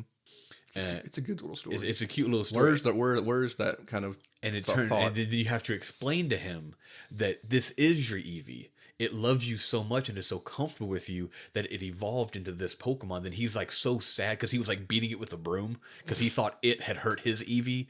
And it was just a really cute misunderstanding, sad, but then gets to end happy because you get to explain to him. And then it's a little scared because he was beating it with a broom. And then you you coax him back and then you guys realize, and it was just a really sweet story. And like that was probably my favorite side quest, and I Yeah. brought a tear to my eye. I was like, "Oh, that's so cute and so Yeah, adorable." where is that for the rest of the game? It's not. It's rarely there because you do come back to certain people, but that was the only one that you came back to. Other ones that I would go back to, I wouldn't really. I don't know. They weren't growing their family, or like it wouldn't, because I get not every story. Not every Pokemon has like a love evolution or something like that, but they could have like did a stone evolution. It was a clever way to write that story. Yeah, it was beautiful. It was a beautifully written. Because it has the factors of them not knowing. You don't know. Yeah. You can't write that story. That couldn't be in a Sword and Shield or any modern Pokemon. Because Exactly. people know too much about Pokemon. Exactly. That story could not be done. And I loved it. I thought it was sweet and a beautiful story. Yeah, I like it. I like it too. Yeah, that was my favorite one. I didn't actually see that when you told me about it. I Yeah. like it. Yeah. But yeah, the base writing is bah humbug. It's just kind of like, oh, you're the greatest, which is, the power of fantasy. And you're going to all these noble Pokemon trying to... Well, they're all also, because we can get into that. They're berserking. They're berserking because of the energy. Is it something like the energy pouring out of that The time rift? Yeah, that rift in space-time, like, which is still physically visible in the sky. So apparently this energy dumps down into these other legendary Pokemon and makes them go berserk. And it's a repeat. Like it's kind of like you think, oh, it's the same thing as like every town you go to, there's a gym. I get the repeat of stuff. So every area you go to, there's a berserked Noble Pokemon. noble. That's what they're called. I keep forgetting they're called nobles. Those end up resulting in running around all over the freaking map, doing a bunch of other stuff for other people, which is all the same stuff over and over again. For Clan Diamond and Clan Pearl, and each one guards or protects a specific noble in the area. I don't know how many nobles there are. There are 5. The last one I did was the Arcanine. But those result in these weird battles where you're throwing bags of sleepy powder at them. Balms. Soothing balms. Because they're berserked, and this is like... We forgot to tell you there is a dodge button. You can dodge. You're actively running around. You can dodge out of the way. Mm-hmm. This is like the most you'll probably ever use it is in these weird combat scenarios where you're really just you're throwing sleepy powder. It's the same thing every time you do this. Mm-hmm. Well, but you have to specifically dodge and learn patterns and stuff. Like when you fought the Cleavor, you're like in like a little tree arena. It's kind of cool. And then I forget what the second one was. What was the second one? I don't know. The Arcanine one actually died one time because I got rolled into the lava. The first time I died was on the... But it does do a cool thing because the health bar is segmented, that if you die, it's like, do you want to restart the whole fight? Or do you want to start right here with all your Pokemon fully healed? And I was like, I'm going to start right here at the 50% with all my Pokemon fully healed. Yeah. Because once you get the sleepy meter filled up and he gets kind of like woozy, then you can have a Pokemon battle with the Noble. And it's usually pretty easy. Like, especially for the Arcanine in particular, I have a Samurott. So, Hydro Pump. And I beat the crap out of him. And so that one, but you had to get then the dodge pattern and stuff like that. And then the Voltorb one was kind of okay. It wasn't too terribly different. After Arcanine? Mm-hmm.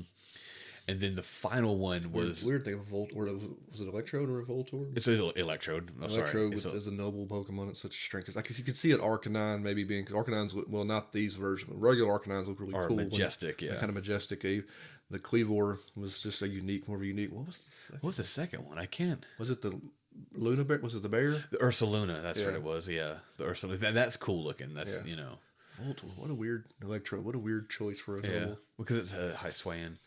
And then the other... I didn't see what that one looked like. It's, the cool thing, because it's grass electric, it looks just like an Electrode that nowadays that are steel electric, except for it was red and brown, because it was wood.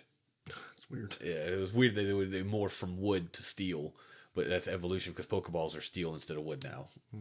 And the final one is Avalugg, which is a giant ice type, and that was kind of cool. That turned into like a crazy kaiju battle, because Avalugg is massive. What's an Avalugg?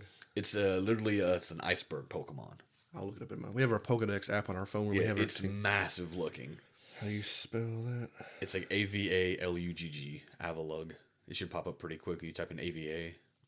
And it's this massive iceberg Pokemon. And I've seen those before. And you're standing on a pillar, and it's launching, I think the move's called Ice Shard. And you're having to dodge like missiles. And then, he settles back down from, and you have to hit him and you can only hit him in the face. He's so big that if you not hit him in the face, you're wasting your bombs and stuff like that. So that was actually probably the most unique boss fight, because it was like, holy crap, this is like an action game, action combat. The swaying version doesn't look that good. No, it's a giant iceberg. I mean, it's a Pokemon that doesn't look really cool to begin with, but it is massive and kind of cool in its own right. But we didn't talk about size. You do finally get, when you're running around in the wild like this, you do kind of get scale a little bit on Pokemon, more than you normally would in a regular game. Because you're like, oh look, there's a Floatzel, or no, there's a Weasel. The little thing looks like Tails. Did you ever get your big Weasel? I still have the quest active. That's one of the first quests you ever get. Yeah, the guy wants a big one. Yeah, because they're all meters tall. Yeah, they're all like slightly different sizes. I don't think you can notice unless you have them standing side by side. Pokemon are different sizes a little bit, and I got one pretty early. Eventually, I got one. You just catch. He wants a slightly bigger one. You never got. It's funny. Never got one. Yeah, through the whole game, and every time I'd go, I was like, let me catch a Weasel. Maybe we'll get lucky. Nope. I never once got like a big. I would get the trigger. It's like, oh, you caught a big one. You caught a heavy one. I was like, cool. And I go to him. It's like 2.5, 2.6. And I was just like, oh, it was dumb. I hated it. I still have that quest active now in my game, but we talking about the Noble Pokemon boss fights and how they were slightly different. They were slightly unique, and they're cool. And in fact, you do only have to do it 5 times, but I do get bored of each one more than halfway. I was like, oh, it goes on for too long. Yeah. But they are cool, and it's seeing like these hyper aggressive fights and it's you fighting the Pokemon. It's not till he gets stunned can you throw your Pokemon out. And so the noble fights are cool, and like you fight like the Arcanine on top of an active volcano. Yeah, that's the same. One of the times I whited out or whatever, I blacked out because I rolled to the lava and I couldn't get back out of it. Like the world looks really cool, and it is fun to be in. It feels lived in. But then you're like, oh God, I'm just being attacked. I'm just trying to walk. And so it got to the point where I was just on Weird Ear constantly just sprinting across the map. Mm-hmm. Because it does have fast travel points, but there's like, you might be able to set up 3 camps on a map. And you still got to do a lot of on foot traveling. Mm-hmm. And so I was doing that a bunch. And it got to a point where I just stopped fighting things altogether too. I was just like, I don't care. I'm trying to play the game and be done. You shouldn't play a game like that. I played the game for like 46 hours, 47 hours, something like that. Which probably isn't a lot by some Pokemon game things, but I'm just like, meh. I played it. I had fun. There's people who went in there and they would get every single check on every single Pokemon. Yes, there are people that do that. Hundreds of hours. You catch 50 of them. You battle 50 of them. You put to sleep 50 of them. You watch them use a move 50 times. That's people did that. Guarantee it. People loved Arceus. Arceus is somebody's favorite game, which is fine. Oh yeah, which is fine. It's not mine, but I will, because good news is, because it's sold enough, they are doing a sequel, Pokemon Legends Z to A. Something like, it has a weird name, of course. Well, I don't know if it's Z2A or Z-A, but it's Pokemon Legends Z-A. Yeah, but I don't know if it's because Arceus wasn't hard enough to figure out how to say. Yeah. So I'm curious about that one. I will play it. Yeah, we'll play just it. Like I played. I'll play it. No, I didn't beat Arceus. I will play I will play this other game. Yeah. Will I get all the way through it? Yeah. Who knows? Is there anything in the end of that I didn't see that was any kind of payoff for the storyline? Okay. Storyline wise, spoilers if you didn't do it. Spoiler alert for anyone who hasn't done it. Is after you beat all the nobles. Hold on right here, because you beat all nobles. Because I took a picture of like the plot basically, just so I could remember. Once you defeat all of the 5 nobles, they believe that beating the nobles is supposed to help close up the rift in the sky. No one really knows anything. Everyone's just literally thinking guessing that's going to happen. Huge leap in logic. Yeah, there. And so once you do it, you beat all the nobles, and you're like, yeah. Everyone celebrates, and everyone they have like a big dinner in your honor that he beat all he restored all the nobles to their basic conditions, and everyone goes to sleep, and like that night the sky goes wonky. Not just the rift, like the whole sky looks like these red eyes just looking at you. It's just the whole thing. It looked kind of cool. Very anime. And then the commander, Kamado, the leader of the Galaxy team, then blames you. He's like, oh, obviously you're a trickster. We're wrong, and you're working with whatever. Oh, you told me this. They kick you out of the town? They banish you from the town and kick you out. Yeah, after all your hard work. The entire... Well, some people don't want to turn against you. Yeah. But because the Commodore says anyone who helps you will be banished with you, and everyone's like, I'm sorry, dude. Deuces. Everyone just turns their back on you. That sucks. The only person that doesn't is the I mentioned him earlier, the Ginkgo Guild, which are these traveling merchants, and they deal business with the Galaxy team, Clan Diamond and Clan Pearl. So they're free reign. They're not locked down, so he can help you without being in danger. So he helps you, takes you to a special place, and then he introduces you to a special person named Cognita. And she explains this whole folklore of the origin Pokemon and the three guardian spirits, which are in Diamond and Pearl, the Azelf, Mess Spirit, and Uxie, and they embody willpower, emotion, and knowledge, respectively. And we have to bring them together to bring out the origin Pokemon, because these people keep calling it the Great and Mighty Sinnoh. I think that's what they're calling it. They're calling it the deity Sinnoh. Is this Arceus? No. Because the Clan Pearl worships this person, and they interpret the doctrine as this way. Clan Diamond worships this person, and they keep calling it the individual Sinnoh, but Diamond says, "Oh, he controls time," and then Pearl's like he controls space, and it's really just Palkia and Dialga. But they don't realize that are they in Palkia and Dialga in the game? Yeah. Okay. By the end of the game, once you catch all the spirits, you then get to fight one of them, Palkia or Dialga. You catch it, of course, because you're a badass. And then a little bit later, the other one comes out. It's a stronger version of it, and you can't catch it. And roars, and this whole thing happens. And Komodo sees that you're trying to solve this problem even without being told to, and so he's like, "I forgive you. I'm so sorry." Blah blah blah. You do have to fight him. He's a kind of a difficult fight. But then you capture all three of the spirits. They get this thing called the red chain. You take the red chain back to Cognita, and she creates this red chain Pokeball, which is literally a Master Ball. And then you catch the other one, and then you're and then catching it makes the hole close up, and this, that, and the other. And then you're forced to, once you capture it, it breaks the red chain. You get to use parts of the red chain to make other balls.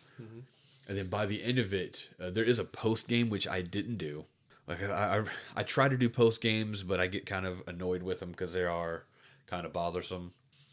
But during all this, you will end up fighting an origin form, which is Arceus fusion highing with either Palkia or Dialga, and it's literally the top half of that Pokemon on the four legs of Arceus. Oh, lazy.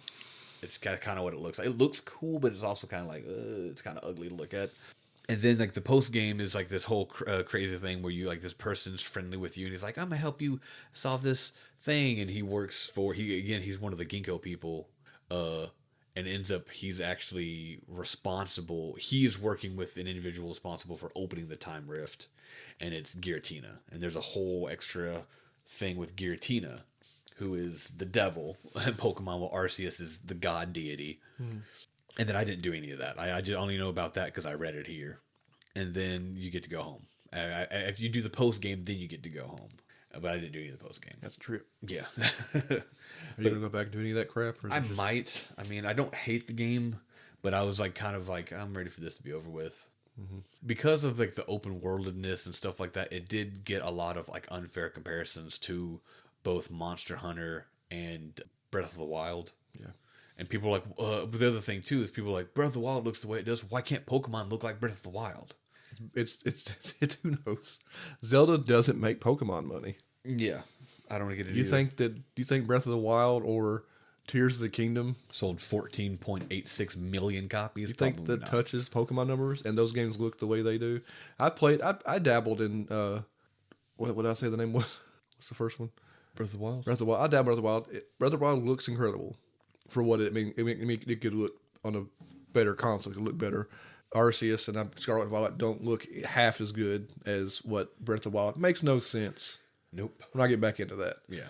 But the comparisons are because of the open world nature. I'd say unfairly. Arceus is different maps, open maps. Breath of the Wild is gigantic. There's just no sense in it. I don't hate the game. My big, like I say, we've ad nauseum is talking about the looseness of it. Now, if you play straight through the game and you just hit noble done and don't do some of the the requests and stuff like that, you will suffer from that. Your village won't grow. You won't have as easy access to the guild. You want to have access to a bigger farm for growing apricots and growing, plants to make potions. We talk about the crafting. You talk about crafting, yeah. Because you can craft. You hate crafting in games, period. I don't care for crafting in most games, and this one didn't do much better for me. You can craft on the go, which is one of the first things you craft is a crafting table to bring with you. So you can craft on the go with whatever you have on you. Mm-hmm. Now, if you go to town or you go to your camps, you do have a tent that you can sleep in, and you can adjust the... I did forget to mention one of the best parts of the game is the fact that it does have a dynamic day and night cycle that you can adjust accordingly by napping. You can nap now to wake up in like a few seconds. Being partially sarcastic because people still say dynamic day and night cycles. It's like a selling point. It's a selling point for games. Sometimes people still talk about that like it's not in half the games you play. Yeah. In day and night in Pokemon, it's just irritating. To me in general, we've played the games what uses your life clock. Mm-hmm. That's awful because maybe I only play Pokemon at night before I go to bed. So my game's nighttime all the time. Arceus isn't like that, but you do have part you're out in the wild and all of a sudden it's dark. And like every game, it's dark forever for a lot longer than it's and daytime for 10 minutes. I don't understand that concept, but it's Yeah, but only certain Pokemon here. You start getting assaulted by ghost Pokemon at nighttime. It's irritating. Constantly. And they all teleport and throw ghost moves at you, and it sucks. But, you could just fast travel back to your camp and make it daytime and run back out there again, I guess. Yeah. Because you can affect it with, of course, you have when you sleep. You have sleep right now, rest now. You wake up, like a minute or two, and no time has really passed. Your Pokemon are fully healed. Or you can, rest till evening. It's like... I never understood having at the camp, there was that, and then there was the guy who you can tell you want to rest. Yeah, it was strange. I was like, that's the same thing. Except him, you don't choose when you wake up. Yeah. Both of them restore your Pokemon. Yeah. But it's because you could make it be morning, noon, night, evening, dawn. Like you could it was 6 choices. It was 6 different choices of the time of day you wanted to be in. And certain Pokemon there are Pokemon that appear at those specific ones. That only appear in specific times. And as you're sleeping, there are, just like in the regular Pokemon games, there are different world effects. Like there's raining, there is sandstorms and stuff, because like in a desert area, there are weather effects that do happen and do affect you, in real world. So that's kind of cool, making things hard to run through or stuff. Yeah, mud and stuff like that. Speaking of traversing, we didn't talk about the spatial rifts. Yeah, I didn't go into any of them. I know you. I went to a few. I've seen videos online of people going in there and they're just rapid firing Pokeballs trying to capture shinies. Yeah, because it has a higher chance of catching them in there. But there's also rare items in there, stuff that can be only gotten either from, because you have an online element where you return people's lost items from when they die, or from trading with people and interacting with people online. It's very, very loose, passive online modes. And you get an online currency that lets you buy evolutionary items. Mostly, you can buy Pokeballs and items and crap, but it's mostly for the evolutionary items. And it did do a cool thing because Arceus is a singular experience. You have access to every Pokemon. There's not because Arceus is just a one-off. It's not like Arceus Cobalt version and Arceus, Sapphire version or whatever. And so you have access to everything, and you can do trait evolutions, but it's if you wanted to create it as a singular experience, there are items you can get called the link cable, where you use a link cable on a Machoke and it would evolve to a Machamp, and stuff like that. And so some of those items were just available in these spatial rifts. There's also a bunch of unique Pokemon, and that's also it happened occasionally in the game, but not as often. But in this time rifts, is you would get into a combat, and you'd sometimes fight 1, 2, 3, 5 Pokemon at once, but you could only ever throw out one. You couldn't throw out multiple. Yeah, that was weird. You couldn't do dual two Pokemon. Mm-hmm. You could be accosted by multiple Pokemon, but you could only ever have one on the field, and I found that a little hard to deal with sometimes. I really thought you could throw out 2. Nope. You can in other games. You can have dual battles and even triple battles in some of them, but this one you could only ever have one. Yeah, but you would be ganged up on. Yeah, they all get to attack you. Yeah, and I did go into them a couple of times because that's where you get some really cool items. I was able to get the Protector, the Magmamizer, the Electrovisor, and stuff like that. But so the special rifts are kind of cool, and they're timed. Like they will just disappear, and then they reappear in different spots on the map, and they have, for the most part, the same. Just have like a bunch of like you're fighting evolved forms, and you're fighting a bunch of like slightly rare Pokemon like EVs and stuff like that. That we're talking about. I dealt with them, but for the most part, I never went into them. I went into like post because they are harder. Like maybe you can't even really go into those without having like a really good team. Except for like I would go into them and like skirt the edge. So as soon as like a crazy Pokemon, I'd just walk out of the rift and then walk back in. I would like kind of like hopscotch my way through to try to find some cooler items. The world change when you walk into them, or is it just like it's like dark and light, and then there's like some swirling energy. It doesn't like hurt you or anything, but it does. It's like a visual change is all it was. But yeah, I wanted to talk about those just because it is worth talking about.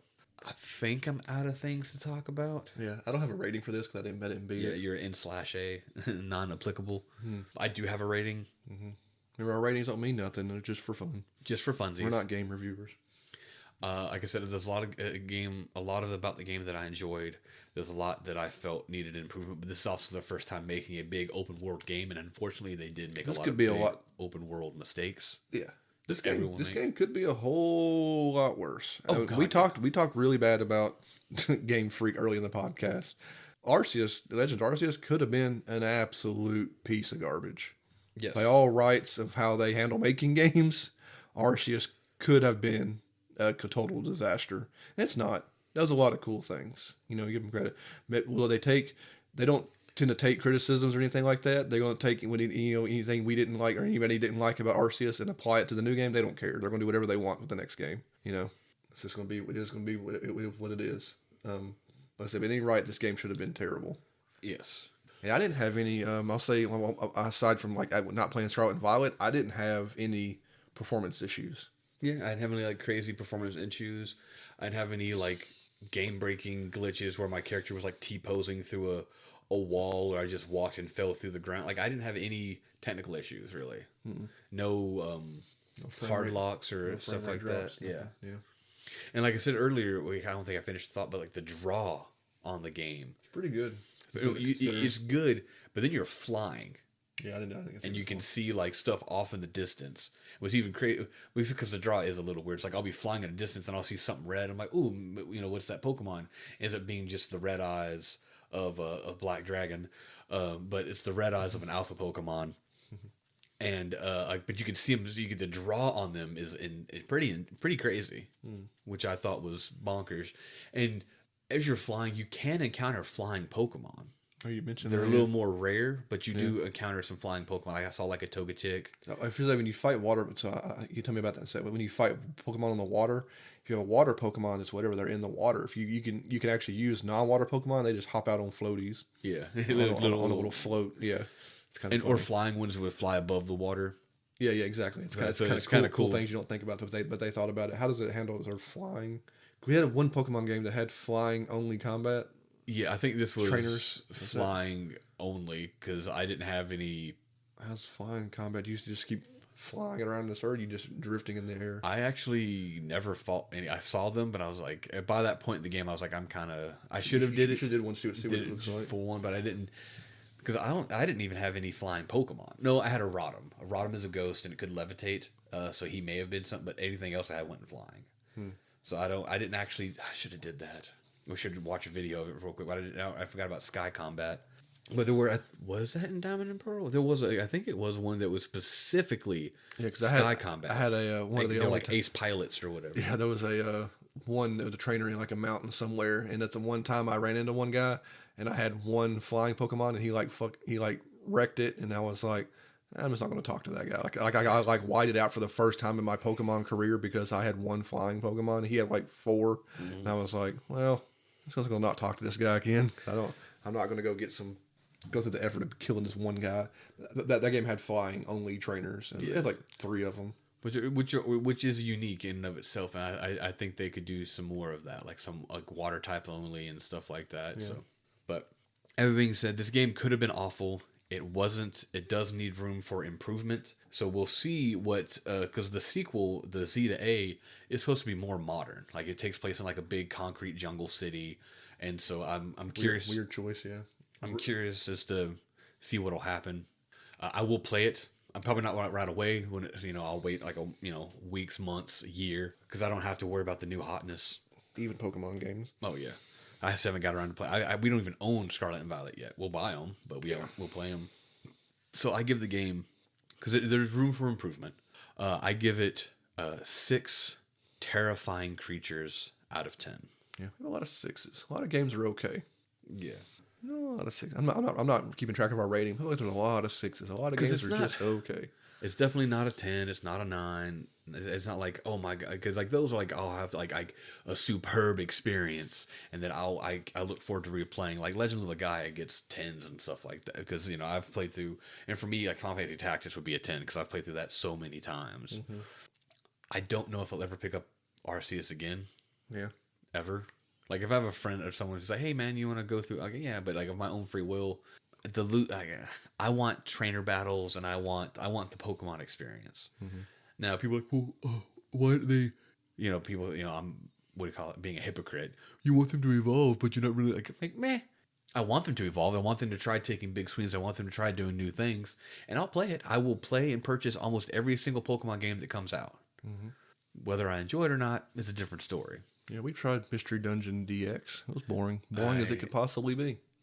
Yeah, the power fantasy for Pokemon Dungeon is that you're the Pokemon, and that as a Pokemon you want to evolve, but you can't even evolve in Mystery Dungeon until the post game, which I'm like, that's silly. I guess I didn't play long. I played like 2 dungeons, and I was like, this is it. But I'll play the next one. Yeah, we'll play them. With that being said, we do have our next game picked out, right? Yep, you picked it, kind of. I mean, your list is better than my shrinking list of games that I take notes for because I'm too lazy. Oh, it's you got it. You got the name. You got because it's like a name hyphen then some other stuff. Yeah, let me pull it up. I thought completely changing genres. Completely, we like to shift and throw wrench and everything. We're not doing. This is not a children's game. This is not an RPG. This is a whole different kind of more of a narrative experience with some other cool. It's a cool game. We'll say that. But God, my memories of it have probably faded. It is It's a visual novel, and the game we're talking about is called Opus Echo of Star Song, the Full Bloom Edition. Yeah, as he said, it's a visual novel. It's a lot about the plot and stuff like that. Which, golly, if I remember that, I'm going to read a synopsis. But there's other gameplay elements. You have a spaceship and other different things, and fuel and other interesting things, and some side-scrolling pseudo exploring. There's other stuff to it. But I enjoyed it, and I figured it's something worth talking about. And it's vastly different from what we just talked. We like to do way different stuff each time we can. And definitely talk about a game you probably haven't heard of. Oh, for sure. That's the main thing, trying to shine some light on the less talked about. Yeah. So with that, Opus Echo of Star Song, Full Bloom Edition. We played it on Game Pass. It's no longer on Game Pass, of course, because we only play Game Pass games when they're leaving Game Pass. So I don't know if you already got your hands on it, or you already played it, or want to play it, or at least watch a video of it for the next podcast. So you at least know what it looks like. If you have played it and you want to, we can't get anybody to ever share thoughts. If you played the game, share some thoughts. We'll share them on here. We like to hear what people have to say about these strange games we talk about sometimes. This is a Nintendo episode. I got, obviously you should go to Clyde's channel, Not Your Friend. All right, now he's gonna swap off Nintendo eventually. But right now he's on Nintendo. It's Not Your Friend. Those videos are very interesting, very enlightening. I thought what we said on his episode, it's not all about hate because he's a big Nintendo fan. Shining a lot of light there. They're current. If you're want to date this episode, but they're Nintendo. I'm sure he wishes he waited a few weeks because they're currently suing the Power World developer. Yeah, and so that's happening as we speak. They're suing the Power World.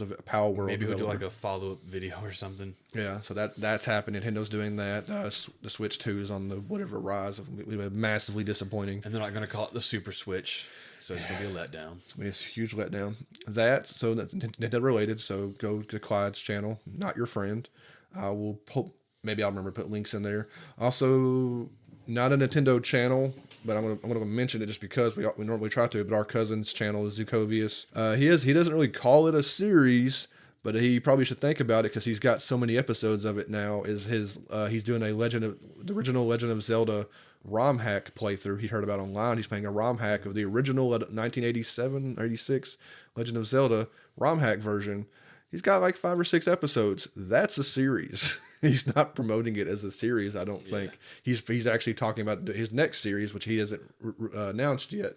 But this has turned into like I thought. It's like 3 or 4 videos. It's more than that. He's like 5 or 6. I don't know if he's got a new one right now, but so go watch him. You want to see a weird, different version of where everything's shuffled up and mixed up in The Legend of Zelda for somebody who's really familiar, because he has a longer play video where he ran through the original Legend of Zelda in one sitting. It took him a couple hours. He ran because he knows the original game. This one is him completely lost. Yeah, because there's no way to know because it's everything's moved around. So look at our cousin channels at Covius and watch all his videos, of course, but check out him getting lost in this Zelda ROM hack, which is related to Nintendo. Maybe he'll get taken down. Maybe Nintendo will be like, hey, you can't play Zelda ROM hacks. Take it off. Maybe he'll get. Who knows? Who knows with Nintendo? With that, obviously, go hang out with those guys. Come to our Twitch streams, twitch.tv/2smoky-controllers. We're trying to wrap up Dark Souls 2. I think all 3 of us are ready to move on.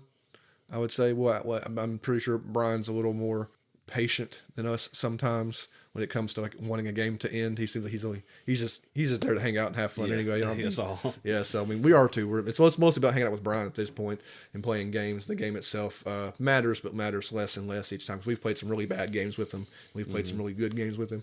We want Dark Souls 2 to end. We're going to get there. I want to thank Jared Jones and the guys of Emerge for letting us use the song Letting Go. They have tour dates now. I don't know them off the top of my head. Look up Emerge on all your social media. Follow them on Spotify. Listen to the new song we played last episode, Alive Again, I think it's called. The song's awesome. Then they got tour dates. Go see them. Go hang out. Tell them Drew and Blake from Lockstock sent you there. I don't make any promises. I'm probably going to get Jared to come on as our next guest. We're going to try. We'll ask if he's available. If he's not busy, we'll probably get Jared. I know we don't ever announce guests this early because we're not really a guest podcast, so we hardly ever get anybody we know. But last time we saw him live, he already had asked to come back on anyway. So we'll probably get Jared to come loop back around episode 130. We'll probably get him to drop in and talk about games and new music and his new shows, because he's played some really cool shows in the past couple of months with big bands he likes quite a bit. I want to thank Milad Markovic, a.k.a. Devious.Pixel, for the art for this podcast and the really amazing art he did for the Clyde episode. It turned out, we always say we love his stuff, but somehow he manages to impress even beyond what we expect. The art for the Clyde episode, if you haven't seen it, go look it up on scroll to our Clyde episode, and or if you want a copy of the art for yourself, I don't mind. I gave it to Clyde to use for his own purposes because he's in it. There are shirts, like I said, on the store. You can get a shirt with the art. It's so dumb and so funny. And again, Clyde, sorry about making you Tifa or making you Yuffie by complete accident, but it's there. It happens. That's all there. And again, thank Brian for taking the time to edit. This is a longer episode. He'll spend a little bit more time on this one probably, getting it straightened out. At least Pokemon music's easy to find. Sometimes we give obscure games. It's hard to find music to put into the beginning of the episode. He gets like one song and just puts it on repeat. Well, sometimes he did what I used to do was you would kind of like do your best to like find a trailer of the game and kind of like play the trailer a little bit because there's a bit of music in there. As long as they're not talking during the trailer, on obscure games it's hard. At least Pokemon's easy. Really easy to find 2 songs to play for a Pokemon game. So thanks, Brian, for editing the podcast, hanging out and playing games and all that good stuff. That's all I got. So we'll catch you. Let Blake say his piece, but we'll catch you in a couple of weeks on with Opus Echo of Star Song. And I will maybe try to have read a synopsis to refresh my memory. I might have a playthrough playing on a second monitor to remind me what the game look and plays like. But I did enjoy it, I promise. And I do not have a rating currently. Maybe I'll think of one. Because I'm awful, way worse at this than Blake is. We do have a brother podcast called Suspension of Disbelief. It spawned from this one. It's me and our good buddy Steve go into kind of depths and more detail about talking about particularly movies, going deep dives. We take turns semi-surprising one another each episode about a movie that we do not discuss at all until we record, so that our opinions don't influence the others' opinion and rating. I also have a published short story on Amazon called They Come This Night. Please check that out. It is free if you have Kindle Unlimited. If you don't have Kindle Unlimited, it's $1, just $1. Please check that out, rate that, review that. That's pretty cool. I'm very proud of it still. And with that, I want to wish everybody a good evening and a good night.